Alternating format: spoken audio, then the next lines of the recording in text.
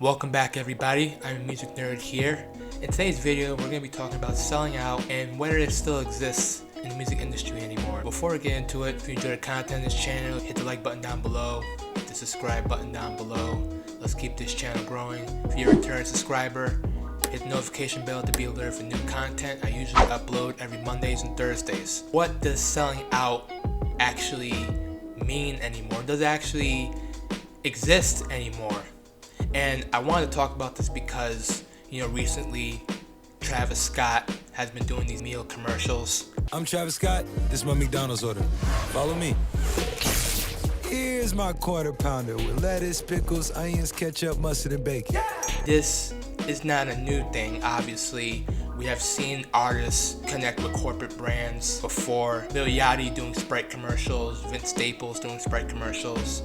Even an indie rock bands such as Vampire Weekend, Jet, and Portugal the Man, who used their song Feel It Still in several commercials, and that boosted their popularity. Back in the day, selling out used to mean that you would compromise your artistic integrity to make a dollar, and believe it or not, this was a make or break thing that could affect your cool points with an audience. In their 80s and 90s, when corporate sponsors began to become more prevalent in the music industry, with Michael Jackson doing Pepsi commercials, George Michael, Madonna associating with Pepsi as well. A lot of artists, especially in hip hop and punk rock and alternative music, doing that was a no-no. They felt that they would not sell out their music for advertisers. You can't have a song like Losing My Religion over some Nike commercials. The ones who did partner up with corporate sponsors, they got clowned on heavily. I mean, looking back at MC Hammer when he was huge in the early 90s. He was doing Coca-Cola commercials. He was having his own cartoons, action figures of MC Hammer with the parachute pants. In the hip-hop community, this was a sin. He would get clowned on by Ice Cube, Tribe Called Quest. Tribe Called Quest they don't really beef with anybody. If you piss them off, what does that say? In a sense, in short term, it didn't hurt MC Hammer too much, but in the long term, it made him seem out of touch. In the 80s and 90s, there was a such thing as the Coldness Factor, and being authentic. Bands and groups that did not partner with advertisers were seen as more authentic, even though it's a little bit of a lie. And perception is everything. I mean, if this was 1990, Travis Scott would be clowned on. He would be called a sellout. A lot of musicians would cast him aside.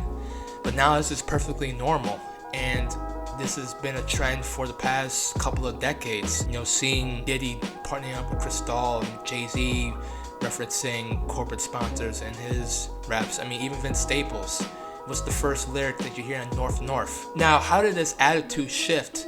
How did we care so much about artists selling out and compromising their artistic integrity to now 2020 and nobody makes a fuss about it, even though technically all these bands, groups, they are selling out? Well, here's the thing, and I'm sure that nobody's really surprised, but people don't buy albums anymore. Because they don't make money on that end, they have to compromise it to make it with these corporate sponsors.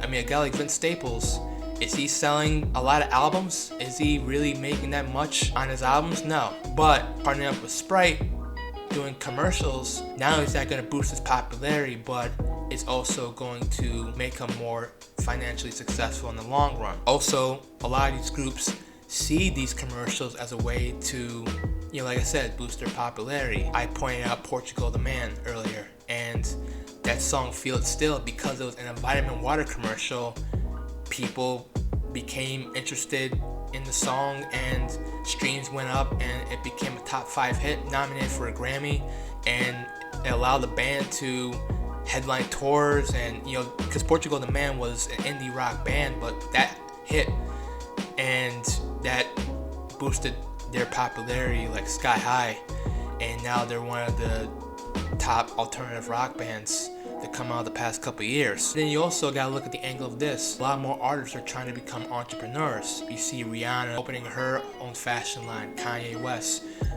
opening his own fashion line, and what they're finding out is that they are making more money through other outlets than music. They become brands now, and brands sell. If people still bought albums like they did 20 years ago, then I think that this would kind of be a bigger deal. because you're already making money on that end. Why are you gonna go to Sellout and partner up with Pepsi or Nike to get even more money? And smart music consumers have realized that these artists are not making as much money as they used to. They're struggling to get compensation, the correct compensation from the record labels. I mean, take a look at what Taylor Swift has done with Spotify. I think people are starting to finally get the point that, yeah, these artists aren't making as much money as they should. Being called a sellout definitely hurt artists' credibility back in the day. But now, do people even still call artists sellouts? I mean, can you even call a guy like Vince Staples a sellout? So yeah, those are my thoughts. I'm curious to know what you think in the comment section below. Do you think that being a sellout matters anymore? Does that term even still exist? YouTube recommends 2 videos after you check out this one. Anyways, till next time, peace.